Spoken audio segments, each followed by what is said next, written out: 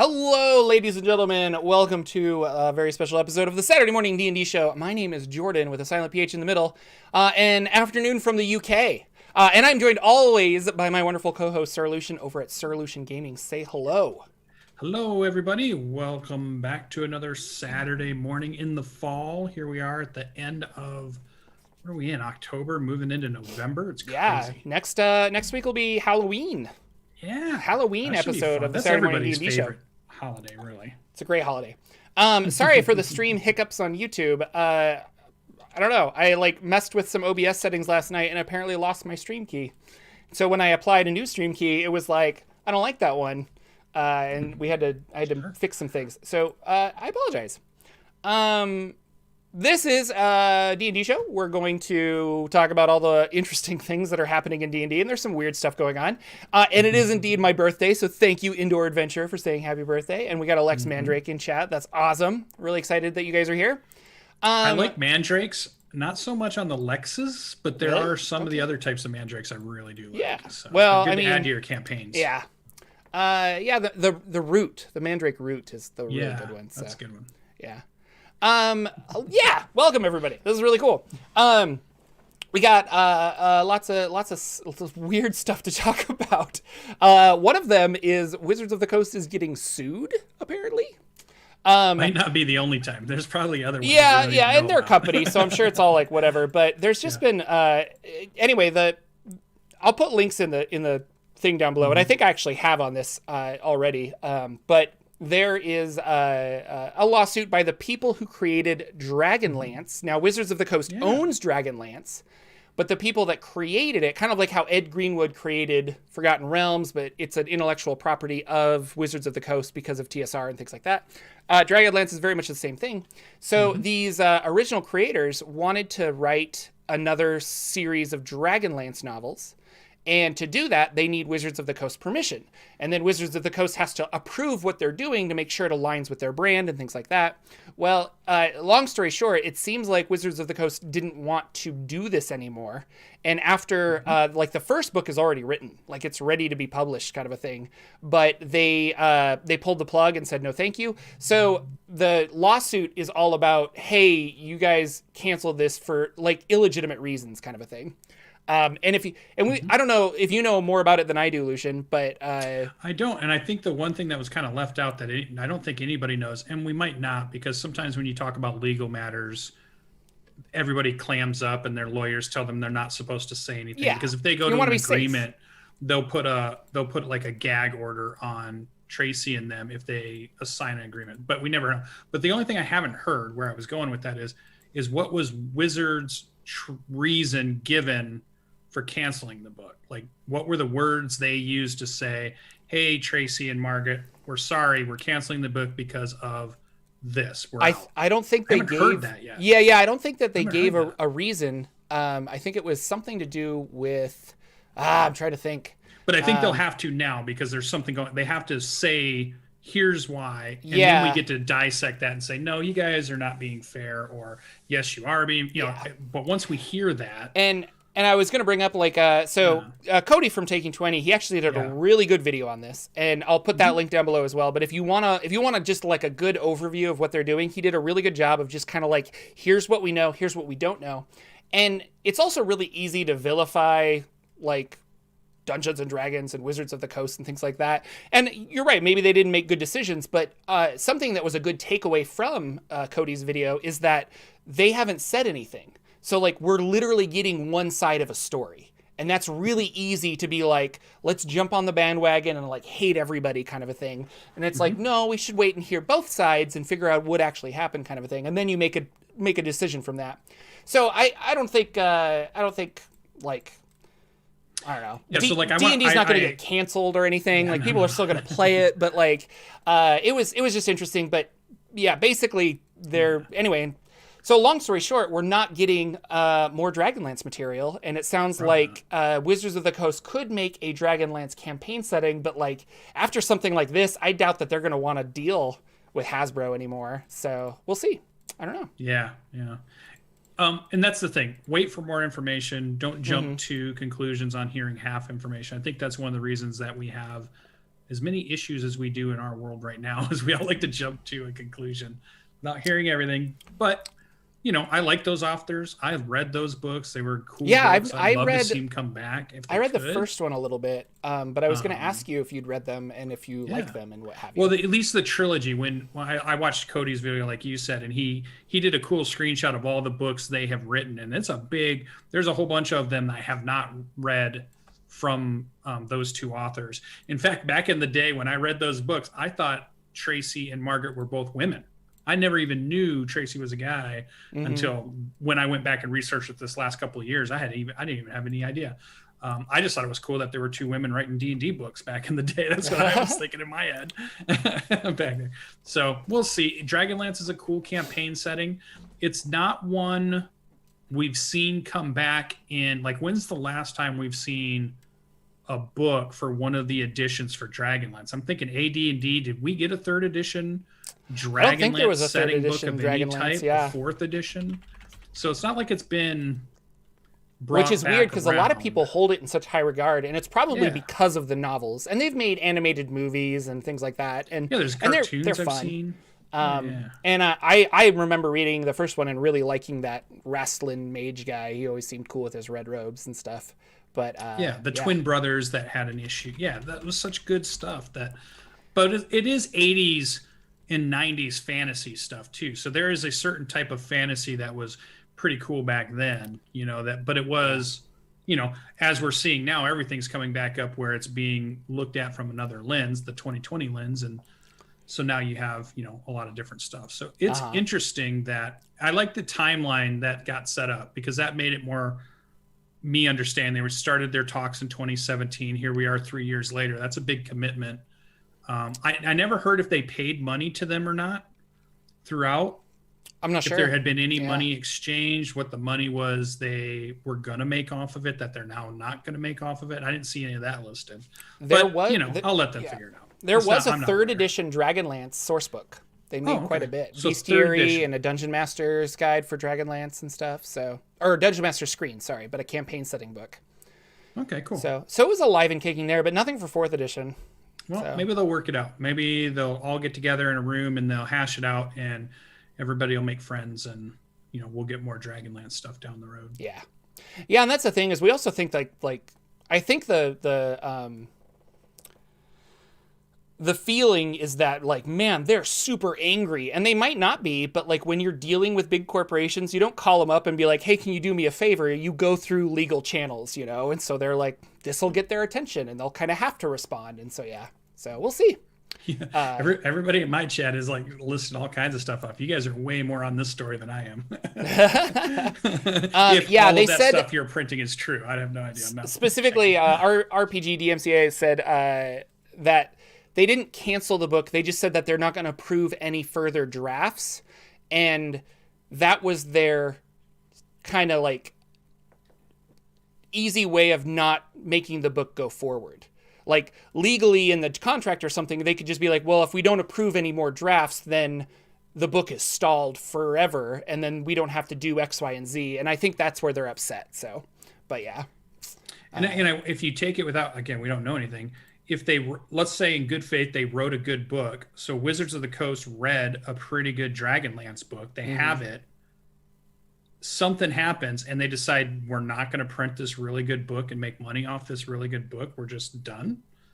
So it just feels weird if they have a great book and it could make money, could make lots of money. That Wizards' idea is, no, we don't want to make lots of money, and we don't want to put a good book out.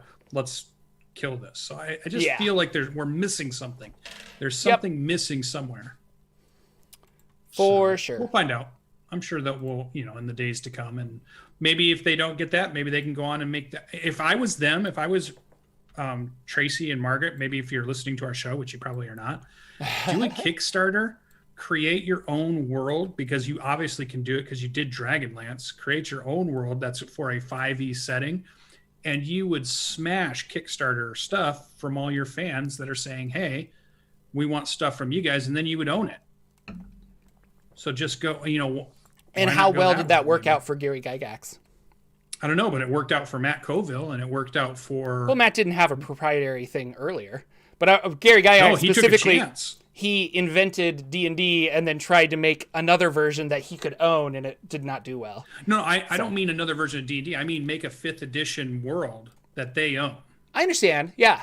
Like, okay. But I'm just using it as a comparison where it's like, I make this cool thing and it like people remember you for that one thing, not necessarily what you're working on in the future. Yeah. And Colville didn't have that, like, you know, yes, Kickstarter was very good for him, and that is your point. I see that. But what I'm saying is, like, it doesn't make sense because Colville didn't have a Dragonlance previously, you know?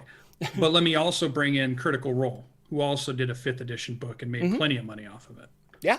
In a Kickstarter before they went into a deal with Wildmount. Yep.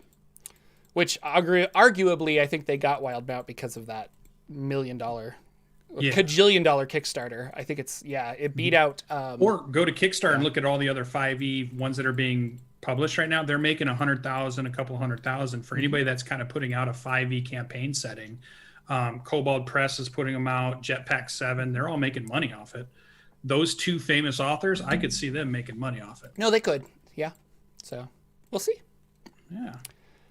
But we've talked about this before, that we both kind of want to see a new campaign setting that like is rooted in 5th edition. Like that would be really cool. Yeah. Totally. To be like, okay, we have all these races. How do we incorporate them into our setting? You know, rather than, make sense? And Theros is a great example where we got Theros, but that's not rooted in 5th edition because they're just basically like, well, here are the like 3 races you can be.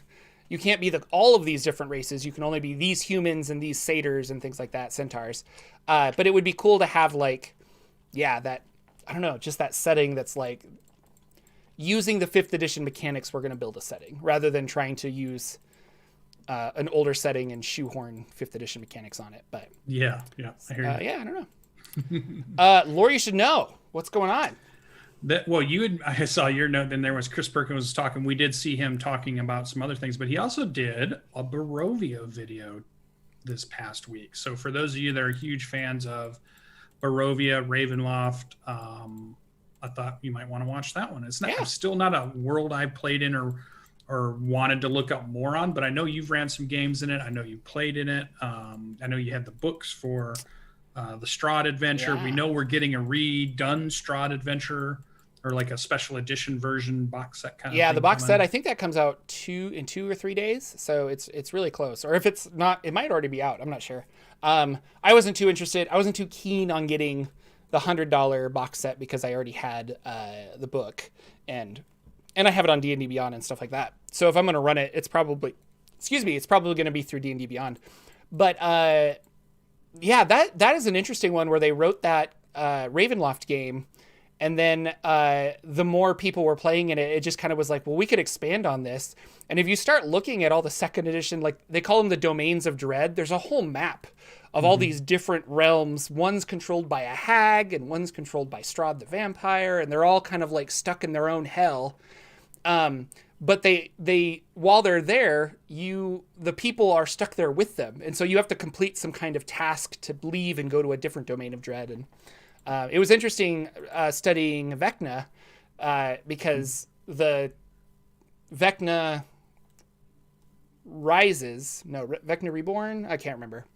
The second one, he's trapped in a Domain of Dread. And Vecna's trying to plot some creative way of how he can get out because these mysterious dark powers won't let him leave. And I like that I like that TSR and a lot of these authors, they don't stat or define certain things. And so it's like, well, what is the dark powers? And it's like, well, we don't really know, but like story wise, it's cool that there's some outside force that's keeping Vecna, like the Vecna, like trapped here. And the Lady of Pain is similar, where like she's in Sigil and they've never statted her on purpose because if they do stat her, then you could potentially take her out, but if they don't do that, then she's just this mysterious thing. So it's kind of interesting. Nerdarchy they've been doing daily live chats with people, and they had Chris Perkins on, and I was like, oh, that's cool. So I sat down and was watching that because I like Chris Perkins a lot. And they were talking about like older editions, older campaign settings. We've been talking about campaign settings all day. But one of them was like, hey, are you guys gonna are you even thinking about releasing a 5th edition Planescape book or this or Spelljammer or Dark Sun? Are you going to do that, or are you just going to kind of focus on your Magic the Gathering stuff?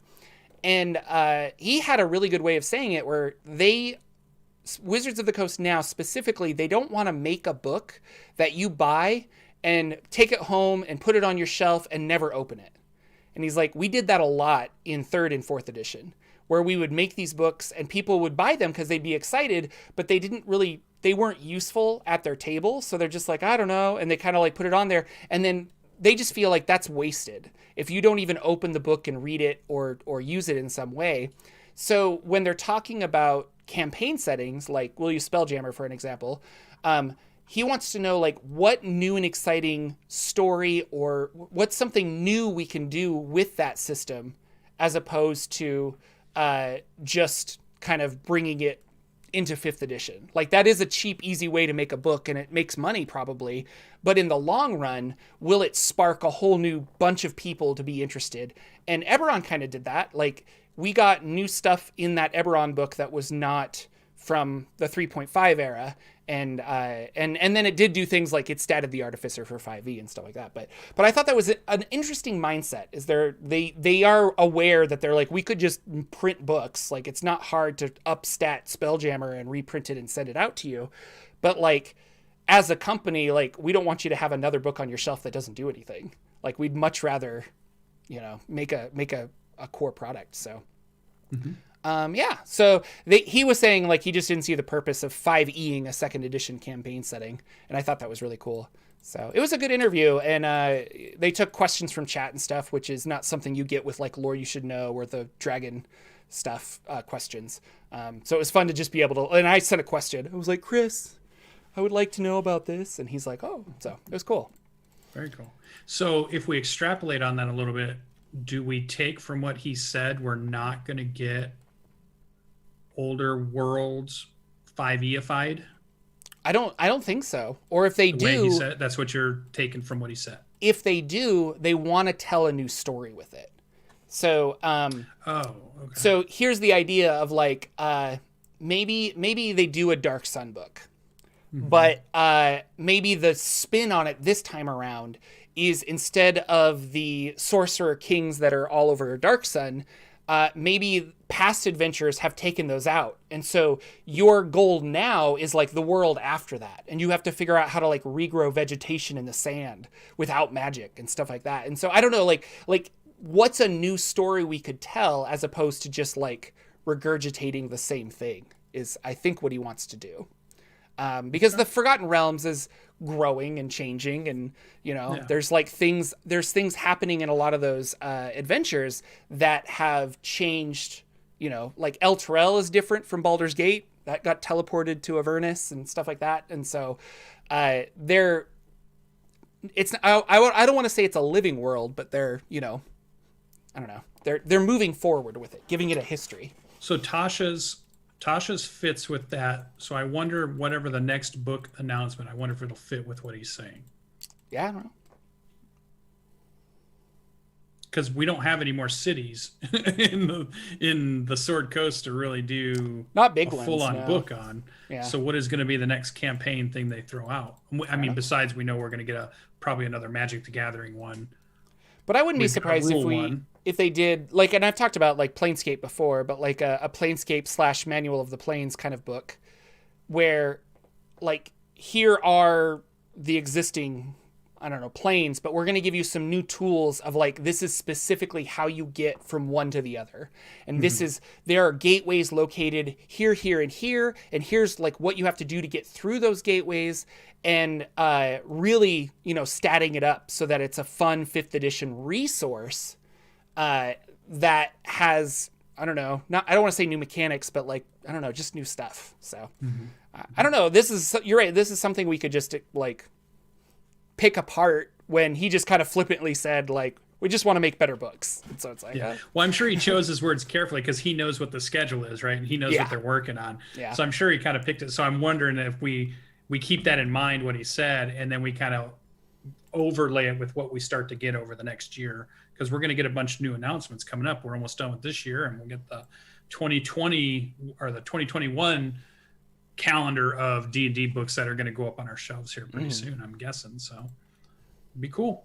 I'm interested. I buy a lot of those books. I do buy a lot of books and put them on my shelf and don't take them down very, very often. So, I mean, I'm buying all those books too. So, and you're right. Like I read them though. And so, specifically 5th edition, well, pretty much all my books I read. Some of them are there because you're like, oh, I want to like collect this or something. I understand the collection need, but you're right. Like I haven't run Out of the Abyss. Like, why did I buy that? We'll do it I've never ran through. it. You'll read it. But I've read it, front and back a whole bunch, and it was fun for my channel when I was doing stuff on demons and things like that. And so it's, I don't know, like they're also just fun to read. But I love them. But I think a lot of players were just like, okay, I got this like book, but if it doesn't have mechanical stuff for my character, then I'm just going to leave it on the shelf and things like that. So I don't know. Interesting. Speaking of playing games, so Wizards of the Coast is introducing some online play. They're gonna host like a monthly online game, and I say host. They're going through a company that will connect players with DMs, and you pay a certain amount of money, and it's kind of like the Gen Con convention, or I went to Bride of Cyclops Con, where we bought a ticket and then you spend the like $4 to be in a specific game. And that money is usually just so you show up, because they don't want somebody like if you actually have to put money down on it, odds are you'll be there and you'll play, rather than like, well, I'll just sign up for these 40 games, but I'll only go to this one kind of a thing.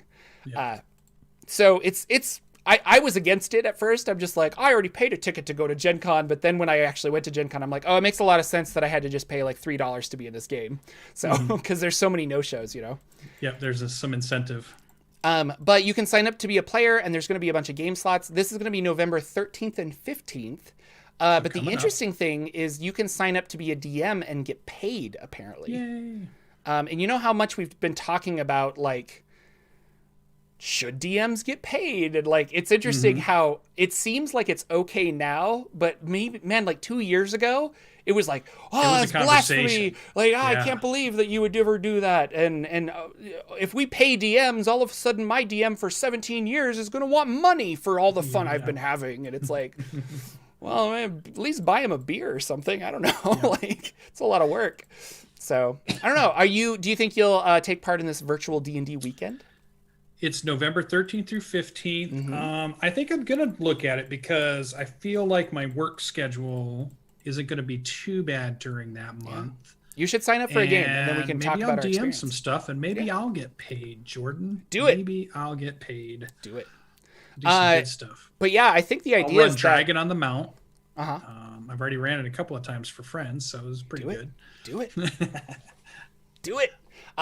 So yeah, it's but I think they want to do it every month. So December they'll have December 13th or the middle of December and the middle of January. And it's interesting now that I think like Goodman Games was doing this earlier, where they're just like, well, there's a pandemic. Guess we'll try this online stuff. And they weren't good at it, but they were like, okay, we got to try it. And now it's like 3 or 4 months later, and all of a sudden Wizards of the Coast is like, well, I guess we'll try some online stuff. Well, then here's a question for which Jordan. They did for their other cons earlier, but like, boy, that first one was real rough. And the live event or whatever, they're getting better though. So the question for Jordan then is, if you could have a career as a DM, it would pay your bills, you could make enough each year that you would be able to support you and your family, would you choose that career? Would you be a career DM? So, well, it's a trick question because no, it's not. No, it is a very trick question because if I have to run 40 games a month, 40 different games a month in order to have that in order for me to say, hey, that pays for my lifestyle, absolutely not.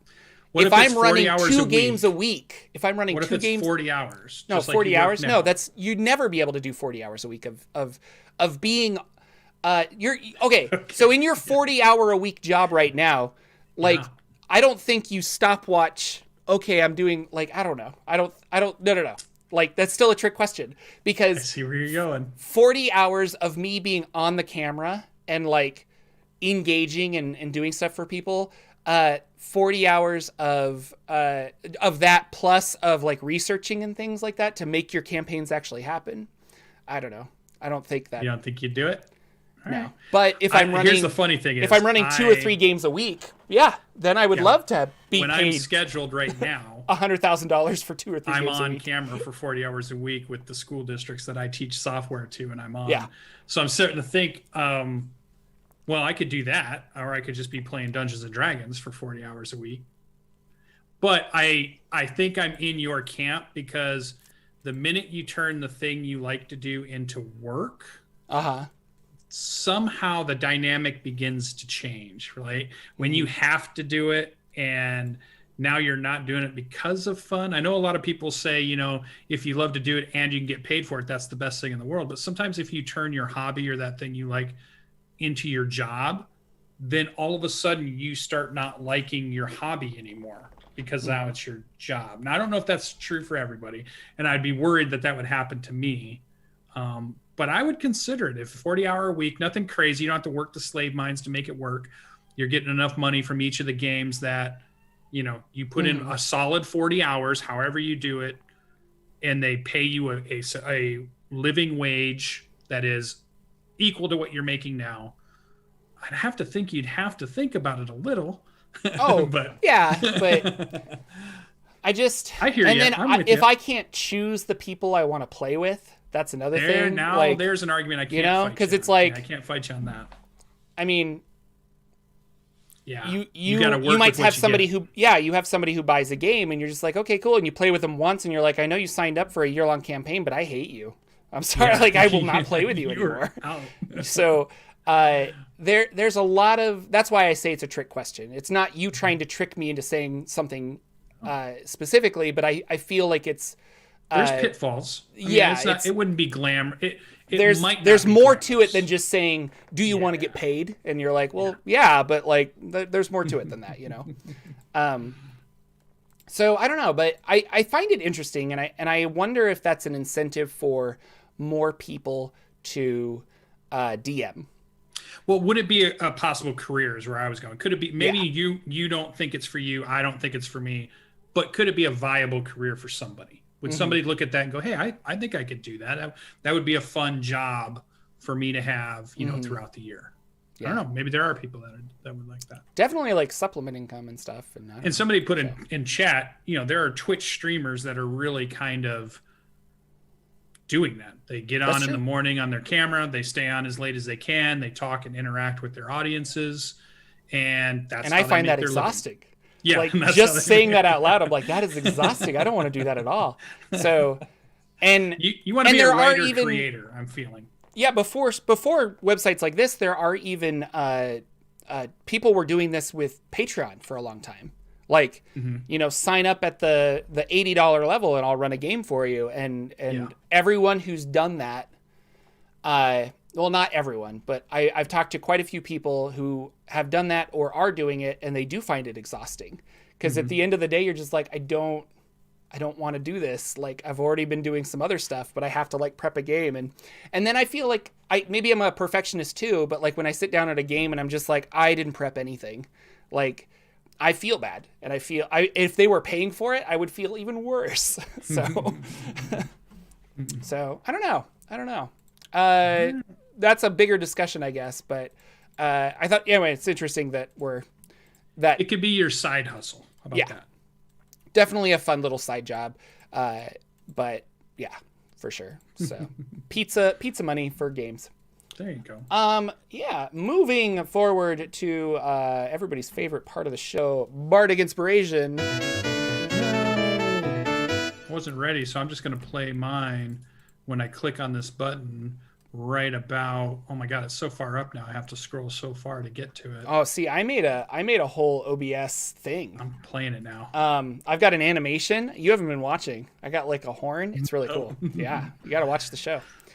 I should.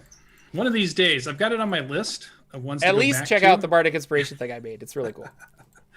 Good. Bardic Bardic Inspiration, where we talk about all of the interesting things that we thought of during the week. Kind of like we had a really good one last week. That was really cool. That cliff, that was awesome. Yeah. But what was your Bardic Inspiration? What inspired you this week, Lucian? Okay. So I was thinking about what if we challenged our community or challenged our dungeon masters out there, challenged Jordan's brain. Could you create a fun and interesting Waterworld campaign? So a campaign that is taking place on a world that has been flooded. Mm-hmm. Everything is water. There's hints or rumors that there's land somewhere, but nobody's been able to find it. Years and years have gone by, and you're on basically huge oceans. But obviously, there's all kinds of cool things underneath oceans.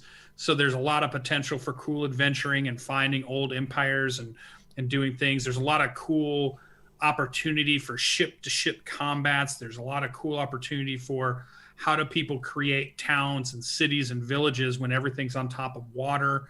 Where do they get the materials for that? So if you had the 5e spells and all the skills that you could do, would you have a platform where a druid was constantly growing stuff so that you could then cut it down for wood and make more ships? Would you come up with other ways to build and manufacture things when you have no land to actually do it? So I thought, could you make a really fun and cool campaign based on a full water world? Does that get you going? Does that get the juices flowing like last year or last week on the cliff? I was literally thinking, I was trying to make a joke because I'm just like, how could you turn this into a Kevin Costner I didn't want to go campaign? There, but yeah. So instead of, you're in Waterworld, but every character at the table has to be Kevin Costner from a different movie. So like, I'm Robin Hood, and like we're all a different Costner. And we're known as the Costners. And we travel the watery ways looking for land and movie deals. Yeah. It's very exciting. I don't know. That's a weird one because Postman, that's another good one. Yeah. Because you did Saltmarsh, and Saltmarsh the book had a lot of naval themes to it, a lot of nautical stuff. So we're talking about two different things here. Earthquake. One is Nautical Game. Yes, all about it. I think that would be a lot of fun. I like Underwater Adventure. I like all of that. Like I'm still waiting for Forgotten Realms to give us a Sea of Fallen Stars adventure where we're sailing all around. Like that would be really cool. Don't get me wrong. I love that. But Superman's dad. Thank you, Indoor. I was like, yes, one of us is Superman's dad. But the entire planet covered in water and like resources. I mean, I want to do the opposite. Like I've always been wanting to do the desert Mad Max campaign. Desert world. Like I've been wanting to play that for a long time. So I don't know, because if you don't have a hub, I guess your ship is your hub, and you're gonna have a ship or something. So maybe that's your home base, and your home base can just travel, and that's kind of cool. Yeah, I would think your players would have a ship to start with. Yeah, they would cruise some skimmers or some different ships. There would be floating towns. There would be or would you do that? Would you have like a floating town, and then 5 miles away is a floating village that supports the town, and maybe they do it by kelp growing, and they bring the food over. So you could almost make a real world. It's just water is the plane that they live on versus they live on dirt. How could that whole world work and still have towns and cities and villages? And it kind of, you could almost go to if you watch that Mortal Engines. I was just thinking Mortal Engines. Yeah. All of a sudden you start to get into that kind of an idea where you still have cities and towns and villages, but things are different. So the water would change it. And maybe those things float around and shift on current. So you have a current nation, not necessarily one that's drawn out and sits, but it's more, it's like, this is the North Current nation, this is the South Current nation, and sometimes they come into war and they battle each other when they get too close and things start to change. And every 50 years, the currents, something happens with them and causes strife. I feel like there's a cool thing there. Do you hear that? No, I don't. The drums? El Nino's coming. El Nino! El Nino! And that'd be your campaign. Oh, so good. We must find the Holy Spirit La Nina to counteract. What the about El you Nino. place your campaign as the sea level is falling and now revealing the land for the first time? So it's been a world of all sea. It's been a world of everybody's been on water. And we're finally in the beginning years of when it's all coming down and evaporating enough that land is starting to show again. And what kind of chaos does that cause as the mountains start to rise up from the oceans and the ancient cities start to be revealed slowly throughout the years, you know? I don't know. It kind of jumped into my head and I thought, could you do some cool stuff with it? Because you could do a lot of cool weather effects. You could have lots of cool ship to ship battles. I thought those would be fun for players in a campaign where you have lots of pirate fighting and lots of ships fighting. And you could bring in weird ships like whales with, you know, big structures on them, or you could bring in, you know, any of the Spelljammer ships, keep them on water. You don't have to have them fly. You know, what are the dragons doing? How did they try to survive this? How did the giants try to survive this? You know, they all must have tried to find a way to live in this world. They're just not going to die off. So it could be a fun thought exercise or a fun campaign for a group out of the norm, you know, way different than a normal campaign that you might be starting. No, so again, thinking while you're talking, like they were talking about icebergs in YouTube chat. And what if you had like a campaign? Yeah. What if you had a campaign that had some cataclysmic problem at the end, and then you're like, okay, we're going to flash forward 1,000 years. All the ice caps are melted, and so now you have a different group of adventurers, but they know, you know, your players know the history, and that's kind of fun. Like, how did we get here? Like, oh wow, and they know, like, if only, I don't know, maybe you hear a rumor like, if only we can get to this area and go down 5,000 feet. Then we can get the ancient relics that our previous characters had or something, and maybe like reverse this. Yeah. That's actually similar because so my Ghosts of Saltmarsh game ended in a TPK, but we were talking on the Saturday Morning D&D show, like I could have been like, okay, all of those characters died, make some new characters. We're going to flash forward like 30 years where the Sahagwin have now taken over Saltmarsh. Yeah. And that's a whole campaign that you could continue playing, and it would be really fun. So a cool timeline campaign really is what where you're playing in the timelines different. The players get to play in different parts of the timeline. That does sound fun. Yeah. Well, that was mine. Other games have done that where it's like, okay, I want to go back and play. Like Forgotten Realms specifically made a Netherese thing where it's like you can play at the beginning of kind of the Netherese Empire as opposed to in, you know, modern day Forgotten Realms. So yeah, well, last year's charity adventure they created in Dragon Plus, the one I got to play test, was that you went and found a wizard's clock that was stuck. And part of the adventure was you would move the arm of the clock and you would go back 1,000 years and you need to get something from there to fix the clock that you needed. And you actually went to the Tomb of Horrors as it's being built.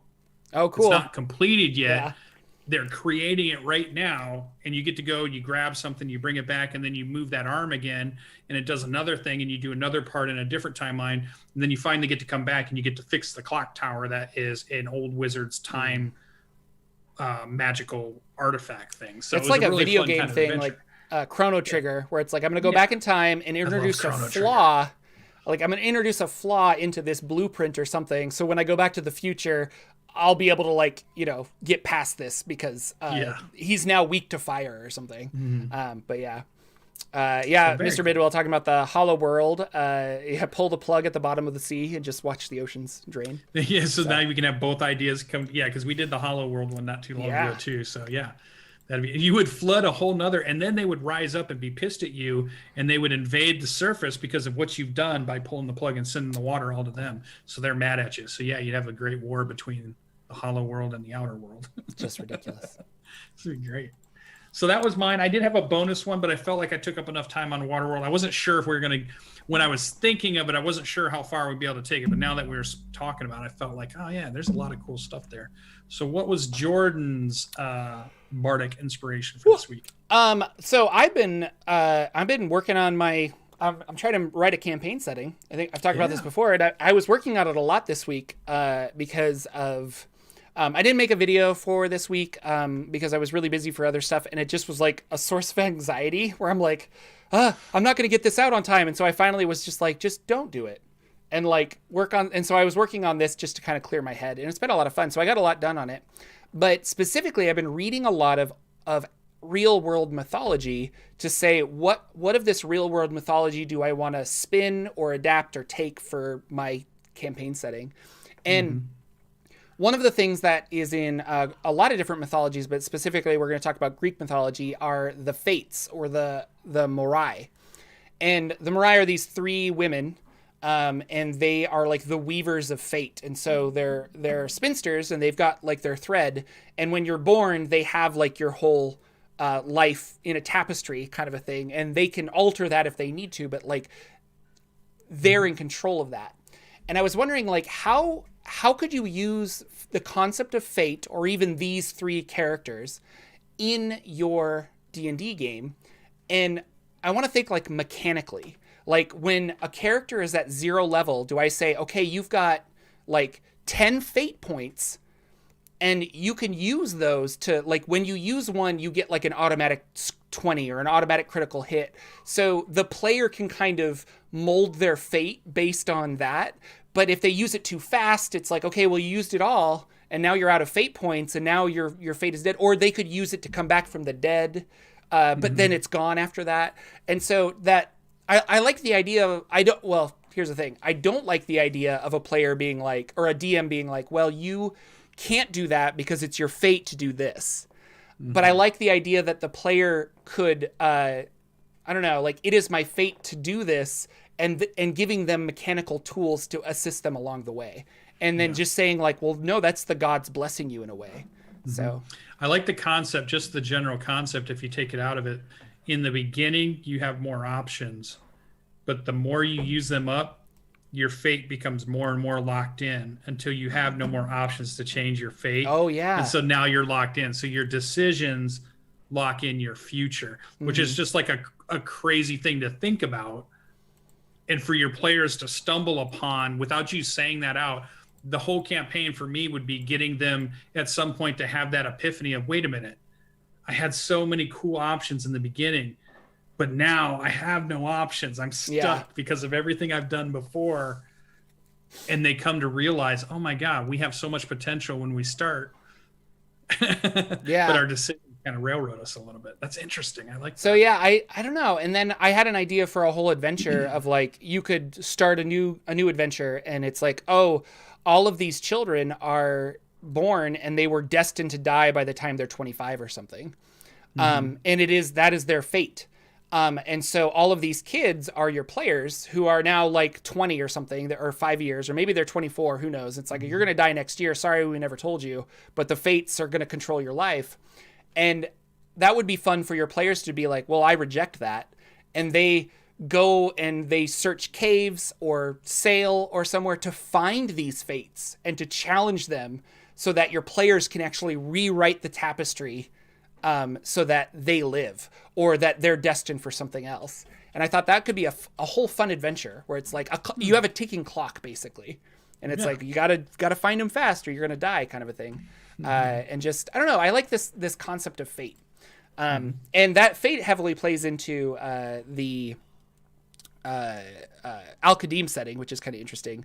But from there, it's really considered like this, not a deity, but just kind of like, oh, that's fate, and you just kind of go along with it. But I would like a mechanical thing that represents fate. I think that would be interesting. Yeah. So I like the idea too, that what you said at the beginning of that is you're going back and you're looking at mythology and you're trying to figure out how or what types of mythology do I want in the world I'm creating. And that kind of in my brain immediately went to, well, yeah, mythology has cool stories, but a lot of times they were supposed to be stories that were help us learn something, right? Or help us tell something about something, or warn us, or encourage us to be a certain way, or not to do certain things, or to look at things a certain way. And I thought, oh, you have this whole new world that you're creating, this campaign, and you could create adventures to see if your players catch on to the lessons of these mythological stories or parables or whatever, as they get to play them out in real time based on, you could do like the David and Goliath story, but you change everything so it fits within your campaign world.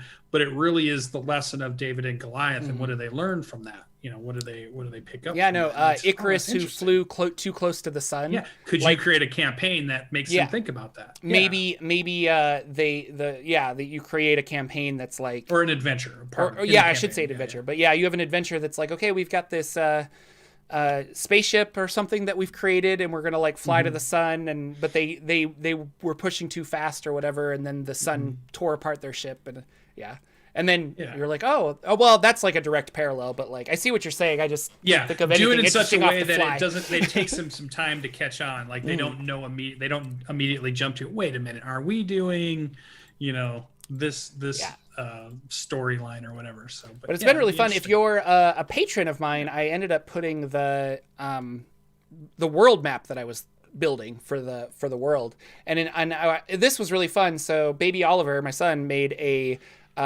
We put paint in a canvas with a plastic bag around it, and he kind of just like slapped it because he's a baby.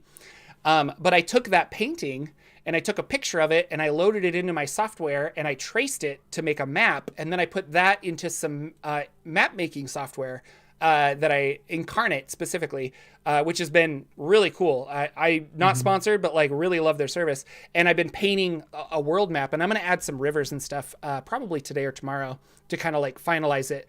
But it's been this fun project of like, oh, what's over here? And like, what's going to be over here? And like, I think like this is going to be the Elven nation and this is going to be this and stuff. And then I'm creating, I don't know, world building's fun. And I have mostly always played in established worlds. Like I've played in Tolkien worlds and I've played in Forgotten Realms, obviously. And then other games that I've played, like Numenera, I played in a Numenera established world. And Blades in the Dark, I played in their established world. So for me to be like, I don't know, like, how are tieflings viewed? Wait, do I even want tieflings in my game? I could just say no tieflings. Like, that's been interesting to me, where I'm like, oh, I don't have to have centaurs running around if I don't want them. And so it's been fun. Or like, how are elves viewed? Like, maybe the dark elves are fine and they just like interact with anyone. Like they do dark elves in Wildmount and in Eberron are not like the super sinister evil people. They're just different kinds of elves. And it's like, you start thinking like, oh, I don't have to make them like Forgotten Realms elves, so. Right. Yeah. So that's my Bardic Inspiration. Cool. It's been a lot of fun coming up with this world. And I want to do some, I don't know, I'm going to have to, actually, if Lex is still in chat, I'm going to have to pick your brain, Lex, about like a mechanical thing that Fate can be done. Because that would be, you seem like you're really good at stuff like that. So, yeah. Going on to what games did we play? I know Lucian played so many games, like more games than he's ever played before. Tell us all about it, Lucian. Yeah, played no games this week on the tabletop. Made me a liar. I feel like there's been a few weeks where Jordan has said the same thing. Yeah, it's true. Because he's missed a few weeks of gaming here and there. It's awful when you miss gaming. I hate it. But you've been playing Baldur's Gate 3? They played, I didn't. So the campaign went on. They ended up playing that night. So we're still on the third level of Dungeon of the Mad Mage. I assume they made it through the big fight that we were in because that's how we had left it off. But it sounded like it was a big, nasty fight. So we used everything we had to win it. And it sounds like we're going to do a rest and then continue to explore. So that's about as far as we got. But that's okay because that gives you way more time to talk about your games because sometimes I take it all up at the end of our show anyway. So have you experienced any like crazy monsters that were just like, oh my gosh, like this was a cool monster, yeah? Specifically, Rod of Seven Parts, my players are hanging out in Baldur's Gate. And this is one of those things where I had prepped a whole bunch of Plane of Air encounters thinking that they would go to the Plane of Air and like try to find the Vadi and get information and meet them. And there's a whole thing. And they were just like, that sounds dangerous. We better stay in Baldur's Gate. So they shut the portal and they stayed in Baldur's Gate. And I was like, but I had this monster that I found just kind of perusing through the D&D Beyond. And I think this is from Wildmount, this monster. Oh, okay. So that's kind of cool. And it's a monstrosity, but I made it a fiend. But it's called an Aeoran Nullifier. And this was fun. And it looks like a humanoid man with long scary arms and the head of a snake, and then on his chest are like 7 different mouths, all snake-like, that kind of just like talk and whatever. So this was fun because this demon appeared and they had to attack the demon, but I've never ran a high-level monster like this that actually threw my players for a loop, I guess I should say. And this is like in any campaign that I've ran, because usually I'm like, oh, I'm going to destroy my players with this, and then they shut it down immediately.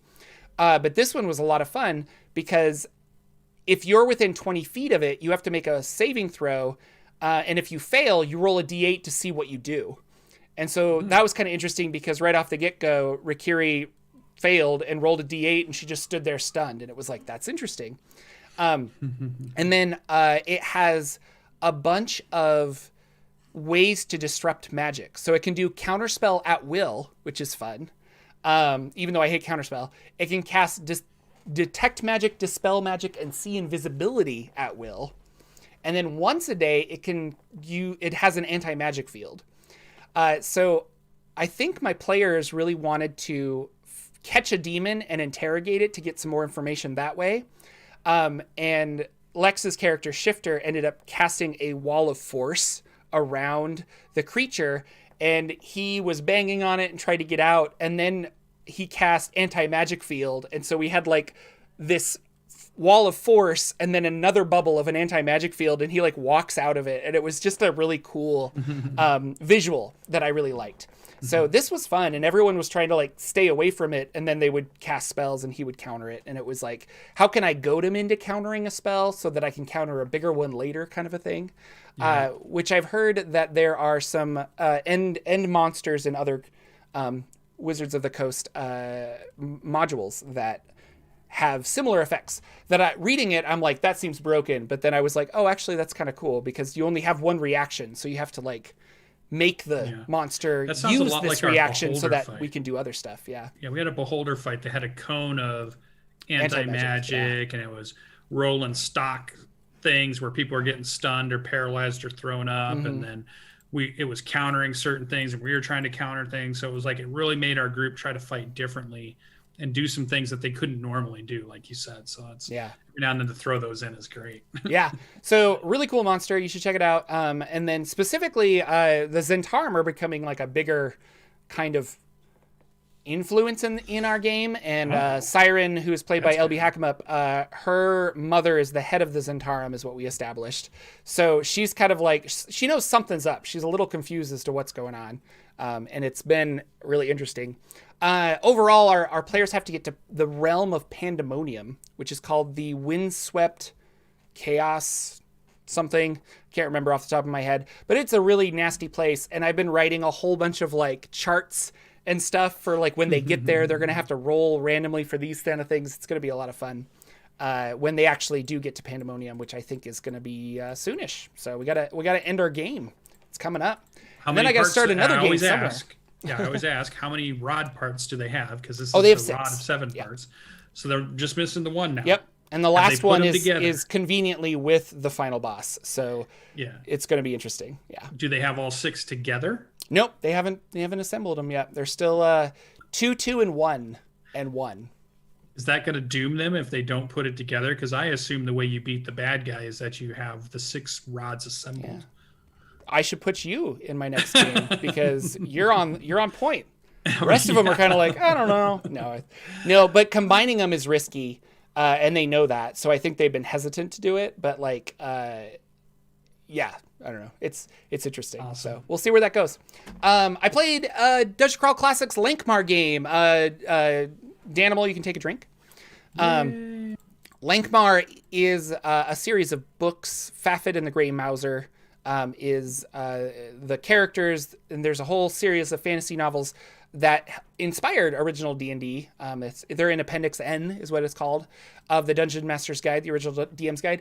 And so Goodman Games, who makes Dungeon Crawl Classics, they got a hold of the Linkmar property and they made a bunch of Linkmar games and stuff like that. So Linkmar is interesting because there's no clerics.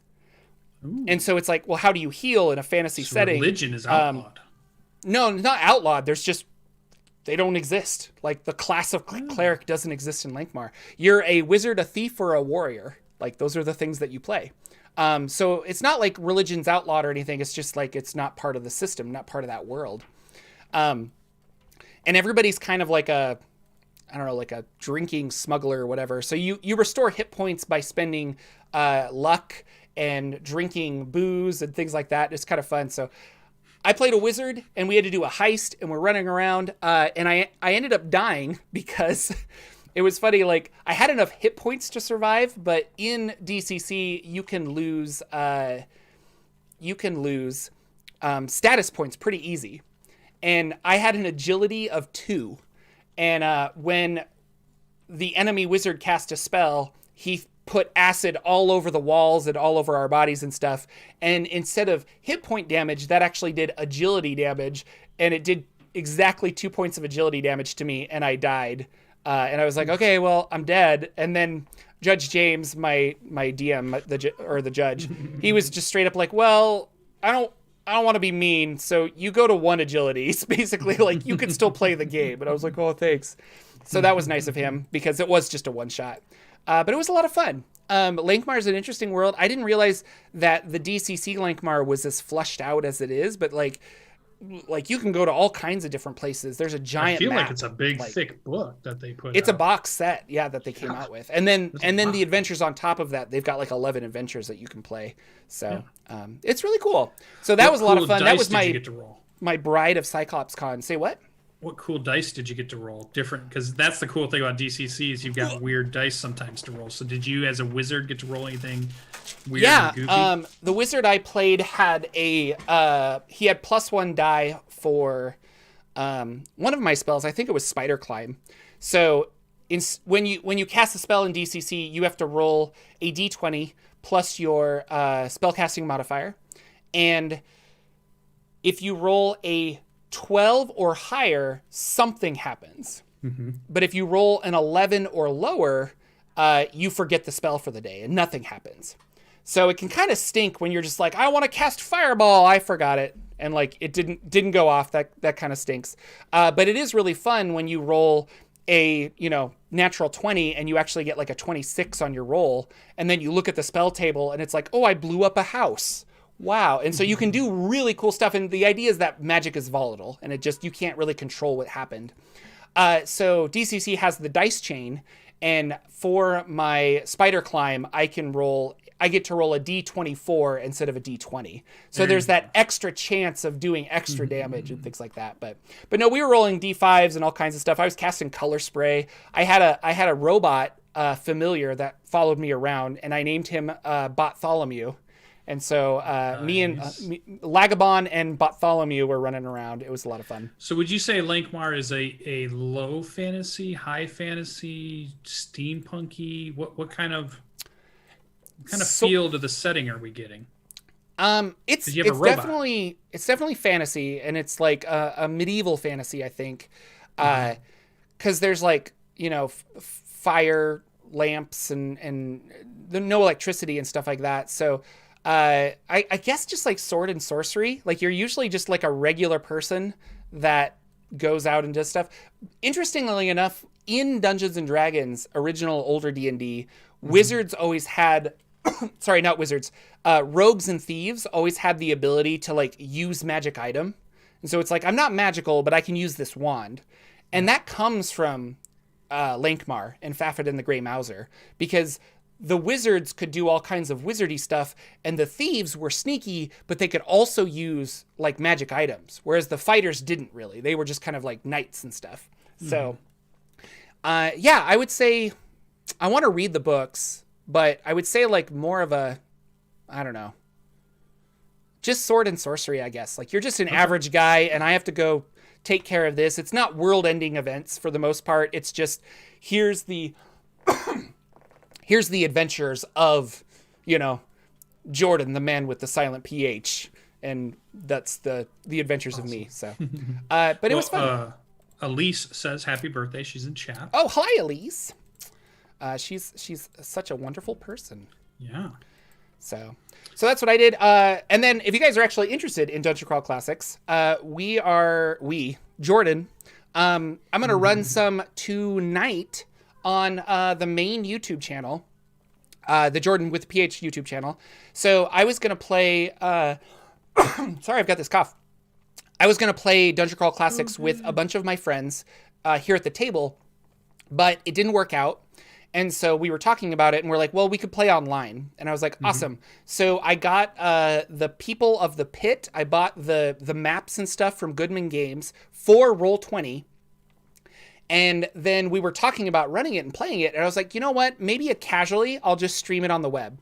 So I think it's going to be real casual in the sense of I'll have a webcam on me. You'll be able to see my Roll20 desktop, but I don't think they want to be on camera necessarily, but you'll be able to hear their voices and see their tokens move and things like that. It's going to be super casual, but we're going to play People of the Pit. And look for that on the main channel. I think it's going to be around 5:36-ish Pacific. But I'll have a actual stream video up that you guys can check out. So, but it's going to be, I think it's going to be a lot of fun. Play a game. Sounds fun. Gonna be good. Yeah. So, anything else before we take off, sir? I think that's about it. I think we're ready for you to wrap it up and take us out of here. All right. Well, thank you guys so much. Thanks for the birthday wishes. Really exciting. Yeah. And we will talk to you next week with a very special Halloween episode. Lucian's gonna dress up. I know he's gonna be a kitty cat. He's really excited for next week. The movie Cats, because from I the have movie so Cats. many I love. Yeah. The Taylor Swift character was my favorite. So it was good. It was, I mean, the whole movie, excellent. That was the movie that started the quick descent of 2020. I don't know if you know that. That's like the hard Cats year. came out and then everything And just then it kept getting went worse. down. That was Cats. awful. I'm okay with that. All right, guys. Thank you so much for watching. We'll talk to you next week, if not before, and take care. We'll see you guys later. Bye, everybody. Bye.